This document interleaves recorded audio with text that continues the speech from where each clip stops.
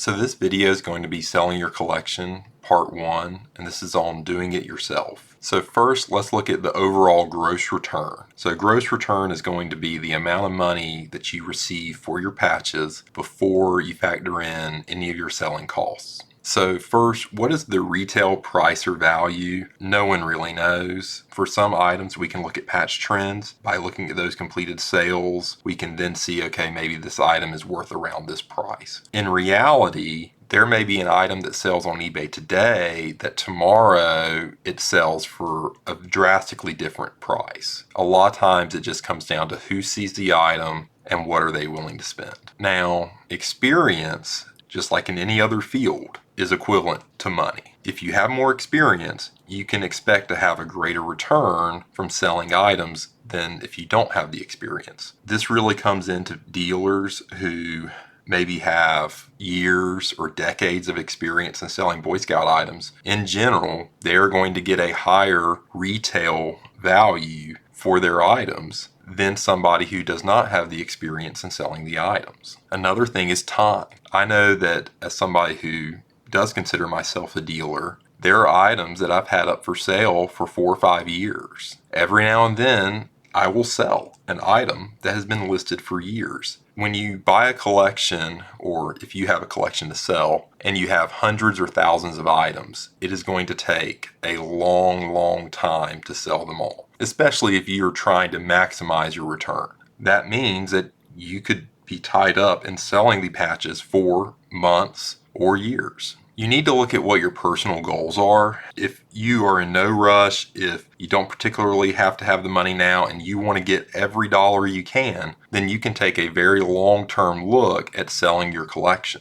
On the other side, most people don't want to spend months or years working on selling their patch collection, which is why they're willing to take a lesser amount of money to sell it and be done with it. Usually over maybe a weekend at a Trade-O-Ree. The longer you are willing to take to sell your collection, the more money you will receive for it. It's really that simple. I really like to look at returns in percentages. I think that that's how most people like to look at money. You know, what percentage return am I getting, and so on and so on. So if you look at it this way, if you have a $100 patch and you sell it for 70, that's a 30% loss. If you have a $5 patch and you sell it for $1, that's an 80% loss. Well, you may be sitting there saying, well, I would never sell a $5 patch for $1. Well, the thing is that some of those random camp repatches, a dealer may sit there and list them for $4.99 on eBay, and over years he may sell some of them for $4.99, and he may be willing to sit on the rest until they do sell. If you go to a Trade-O-Ree, you may find some of those similar patches in people's dollar bins because they are not willing to take the time to list them and to let them sit there until they do sell. We're going to go through this, and there are going to be some examples. They're to give you a general idea of some of the returns you can expect. In reality, every collection is going to be different. There's 3 main methods for selling your collectibles. You can either sell them at shows, or like we like to call them, Trade-O-Rees, or you can sell them on Facebook. I'm not going to get into Facebook Marketplace because I don't have the experience to talk about how Facebook Marketplace works, but I have seen a lot of people sell things through different groups, and I've sold a lot of things through the groups, so I can kind of talk on that, and then we'll get into eBay. So there are 4 questions you need to look at when you're deciding what method you're going to use to sell your patches or whatever collectibles you're trying to move. Who is the audience you're selling to? What costs are associated with this method? And what are your actual returns going to be? And how much time will it take to see those returns? So first, we're taking a look at shows. So most buyers at shows right now are dealers. There are collectors who do show up and buy, but the people who are buying the most volume, that's going to be your dealers. And if a dealer is buying your stuff, they're obviously not paying you top dollar for it because they have to make money on it when they sell it. Most shows are going to have 50 to 200 people. Some shows barely hit 50, and then some are easily hitting 200 plus. I would say that shows have the lowest chance of retail prices. Of course, with everything there are exceptions, and that's where I would say that if you have a local show and a collection is all local items, there may be more of an audience and better prices at that show for local items. Now, as far as cost goes, you have gas, you have your accommodations, you have to have food, and you have tables. The benefit of going to shows is no shipping. That's the real cost benefit for going to shows. I will say, obviously, some shows are much cheaper than other shows. I've paid over $500 to go to some shows. I've paid around $100, $150 to go to other shows. That being said, some of the shows I've paid over $500 to go to, I wish there was a show like that every month. And some of the shows that I've only paid around $150 to go to, I don't really remember being able to sell or buy anything. It was just not a very good show. I will also caution everyone to stay away from one-day shows just because, in my experience, if you're traveling a long way to go to the show, it's usually not a very good cost to benefit ratio.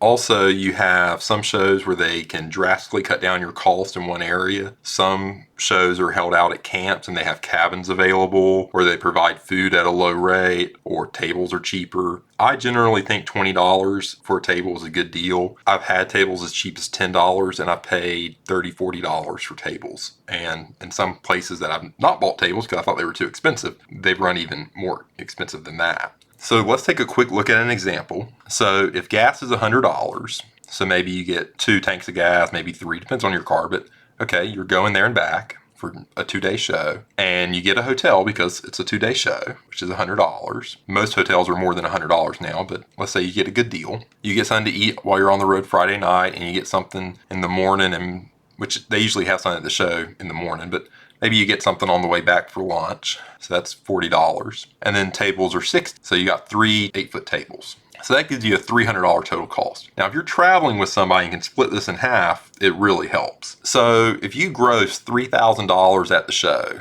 and your cost is $300, that's a 10% cost for going to the show on what you sold. If you only gross $1,500 and your total cost was $300, then that means that your cost was 20% in going to the show. That's assuming you sell $1,500 or $3,000 or so. You can see why, if you have a small collection and you think you're only going to sell it for a couple hundred, it may not be in your benefit to spend a lot of money going to a show to try and sell those patches. So let's look at 2 examples of actual return. So that would be your gross sales minus cost to get your actual return or your net. I am going to assume on average that you get a lower amount of money for an item than a dealer would. Remember, this is just the average across a collection. There may be items that you would get more than a dealer would in some rare circumstance. But overall, as someone who has less experience selling the patches, I think it's a case where you get a lower percentage return. In any case, you can at least look at the costs that I have in here and hopefully calculate what you think you're going to get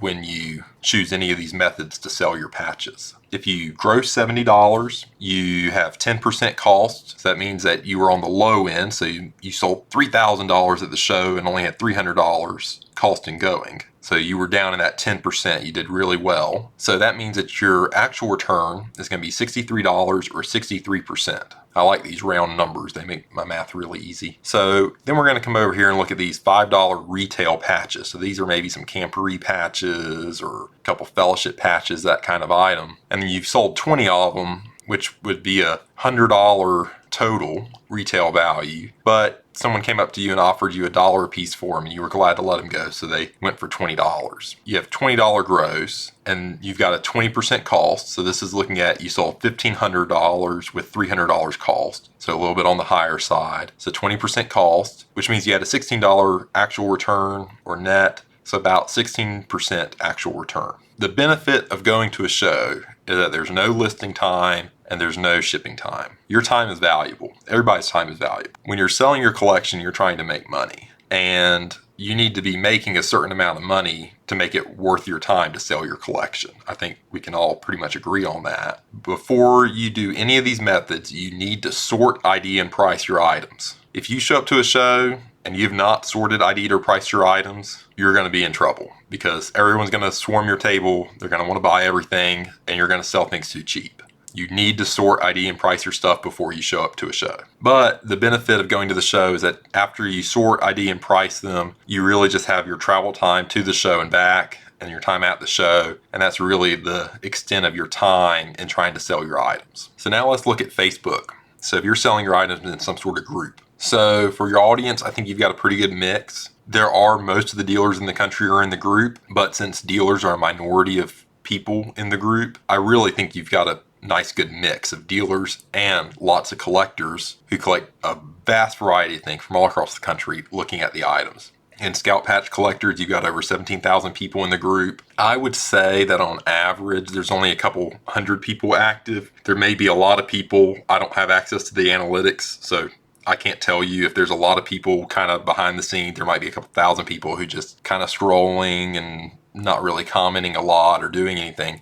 But there do feel to be a couple hundred people that are pretty active on the page. Now, if you're selling things on Facebook, you're obviously going to have to ship them to whoever's buying them. So that's going to be your main cost. We're going to go over two different examples for the cost of shipping. Let's look at this first one on the right, where it says $100 patch mailed in first class parcel with insurance. So that's a $100 retail patch. A padded envelope, I buy them 100, 200 at a time, so yours may cost more, but purchased in bulk is 28 cents. First class parcel is zoned, so that means that they're going to charge you a different amount if you're sending it in a zone close to you or in a zone far away from you. So from North Carolina to California is going to cost a lot more than North Carolina to Virginia. So that is going to be a variable rate. I put $4 there. It's going to be between $3.50 or so to up to $5. Of course, weight is a variable as well, so they'll charge you more if it weighs more. Because you're sending over $100, I usually insure if I'm sending over $100, so I put that there. That's $2.05. So that's 28 cents, $4, and $2.05, which gives you $6.33, which on a $100 patch, you're talking about 6.33% cost. It's hard to lock down an exact number for this type, but I would say, you're going to range between 4 to 7 or 8%. And so the other example is you're mailing a $5 patch in a regular envelope. So you're paying 6 cents for the envelope. I buy them in bulk, and that's what they cost me. And then you're paying about 55 cents for the stamp. So that's going to be 61 cent shipping cost. Now, 61 cent of $5 is amazingly 12.2%, which is a lot. It may not seem like a lot to be paying 61 cent, but if you're selling a collection with hundreds or even thousands of items, that's going to add up very quickly to a lot of money. So here, let's take a look at the actual return. So once again, you have your gross sales minus cost to give you your actual return. The only cost for selling on Facebook is shipping. So your $100 retail number, because there's more people in the group, you have more potential customers than you would at a Trade-O-Ree, you have better pricing power. I'm going to say that you get $80 gross on that $100 retail patch. So then you have shipping, which is 4.28%. I did not include 2.05 for insurance because it's not over $100. So $80 minus shipping, you get $76.58, which means you have an actual return, 76.58%. Now let's look at the other example, which is if you sell $25 items. I think you do a little bit better selling them on Facebook than you would at Trade-O-Ree. So instead of getting $20 gross, you're going to get a $40 gross. But you're having to ship each one of them, so that's a 12.2% shipping charge. So you end up with $35.12. So that's a 35.12% actual return. You still have to sort, ID, and price your items. You're going to have to do that if you want to get a decent amount of money for your collectibles, no matter how you're selling them. You have a pretty low listing time because you can take photos of an entire group of items, but now you also have to do the shipping.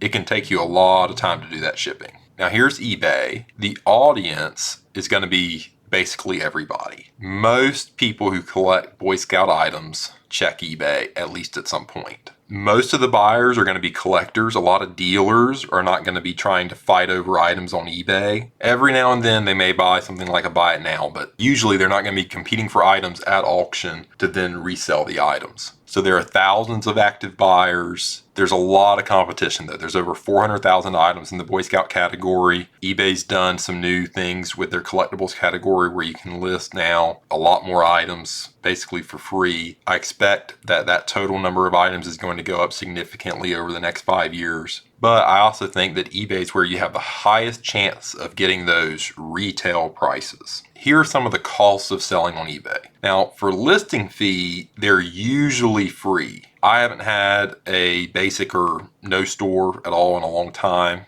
People who just have a basic account are now getting a lot of free listings. Now, they have changed a lot of their final value fee stuff. So their final value fee for collectibles is 11.5%. Now that fee is exercised on the total sale, including sales tax and any shipping charge. So if you sell an item for $100, it charges you $10 in tax and $10 for shipping. It's going to take that 11.5% fee out of 120, not 100. I'm not really sure how they can charge a fee on sales tax, but I guess it's eBay. They can do whatever they want. One more thing I'll mention about sales tax is that eBay collects sales tax. They handle all the actual sales tax as far as taking it from the customer, paying it to the states and doing that. You don't have to do any of that. And one more thing I'll kind of jump back to listing fees on is be very careful when you're clicking on fees. There's lots of weird hidden things that if you click, you're going to be paying money, and usually quite a bit per listing every month. And that's some of the things like bolding the title, having a second title. Just there's some of those weird things that they charge you for that you really don't need to do anyways. And you certainly don't want recurring fees of, $1 to $4 or so per listing from all these little random things. So just keep an eye out when you're doing it. Make sure not to click any of those. Then you're going to have shipping. So shipping rates are not going to overly change. If it's first class parcel or priority mail, you can ship them through eBay. You can also do FedEx and UPS. For first class parcel, which is how a lot of Boy Scout patch stuff goes, it's going to be 25% savings if you ship it through eBay. And you can save about 6% on priority mail if you're shipping it through eBay. You can also save a lot on FedEx and UPS if you ship through eBay, but most people don't use that for Boy Scout stuff. So your shipping rate is going to average between 4% to 12.2%. And you can refer back to the previous examples to see how I came to those numbers. Now remember, depending on how much you sell, you may have to pay taxes on that amount. I'm not going to get into figuring out your taxes for you. If you are really concerned about it and how it may impact you or anything, you may want to talk to your accountant. So let's take a quick look up in the upper right-hand corner. So the NC online sales tax is 6.75%. It's $90 gross plus the tax is equal to 96.08. So my customer will have to pay 96.08 when they buy a $90 patch. $6.08 of that goes to the state of North Carolina. That being said, I'm going to pay 11.5% final value fee on the 96.08, which means that I end up paying 11.05 cents.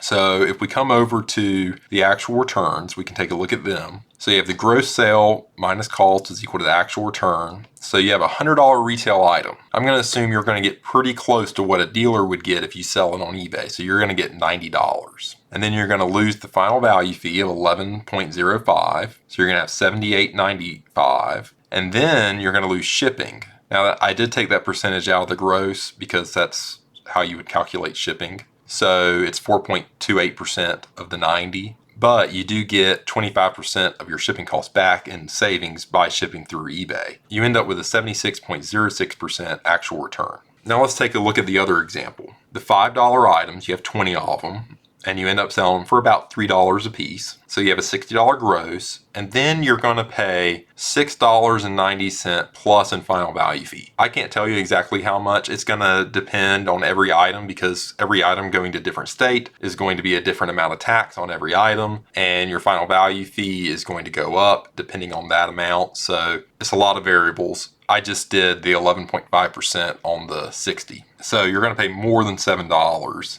in fees there, but I just said 53. So then you have 53 minus your shipping, 12.2%. You end up with 45.68%. So you can pretty much say that you're going to have less than a 45.68% actual return on those items. Now this is where a lot of people don't want to do eBay because it just takes a lot of time. You have to sort, ID, and price your items. You have a high listing time. For me, I use InkFrog, which is a program I pay for with a yearly subscription. And I'm pretty fast at doing my scanning and cropping and getting my items so they look nice and professional and putting them up on my listings. My printer actually self-crops the images, which helps me a lot on time. It probably takes me about 2 days to do 100 items, maybe 3. It does depend on what type of item. 3D items take a lot more time. Insignia items take a lot more time. If it's just regular council strips, they don't seem to be as bad, or Regular flaps, they don't seem to be as bad. So keep in mind that if you do 2 8-hour days or 3 8-hour days to do 100 items, that's 24 hours of work. Well, 24 hours at $10 an hour, you've got $240 of labor in just listing the items. So, and I know some of you are saying, well, I'm just selling them for fun, or well, it may start off selling them for fun and just to get rid of them and clean out and to do, but as selling a collection can take months and years, eventually the fun kind of wears off. So I'm just saying there is value in the time that you're taking to list all this stuff. You could be doing other things. You could be working a different job. If you're like an engineer I know, and it's $300 per billable hour for him, there's really not a lot of incentive for someone like him to spend 8 or 10 hours listing Boy Scout patches that are $5 patches. It just doesn't make sense. You also have shipping time required, and some items, I know I emphasize this a lot, but it's because I don't think people quite realize some items can and will take years to sell at the retail price.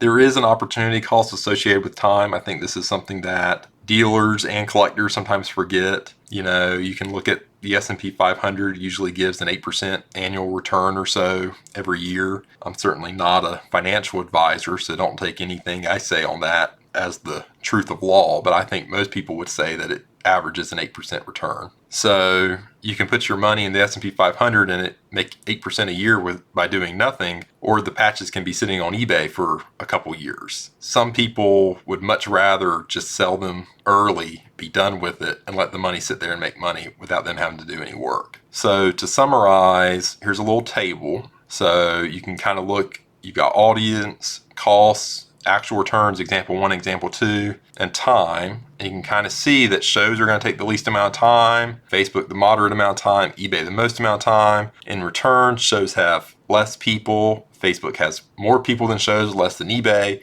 eBay has the most exposure to buyers. You've got a lot of variable costs for shows. For Facebook, it's really only paying the shipping, and eBay is going to be that final value fee and shipping. Now for actual returns, you've got shows as being probably on the lowest side, but then you've got Facebook kind of there in the middle, with Facebook actually edging out eBay a little bit maybe on the high-end items, though it may take more time to find a buyer on Facebook rather than eBay. And then on eBay, it seems like it's the best place for the cheap items to get the best total return, but once again, coming back down to that last row, it's taking the most amount of time to get that return. In essence, it's all up to you. You have to pick which option is best for you or a combination of the options. My next weekend video is going to be taking a little bit more of a look at where dealers' place in selling your collection is. I hope you enjoyed the video. If you did, please like and subscribe. If there's something you would like to see me do a video on, please leave a comment.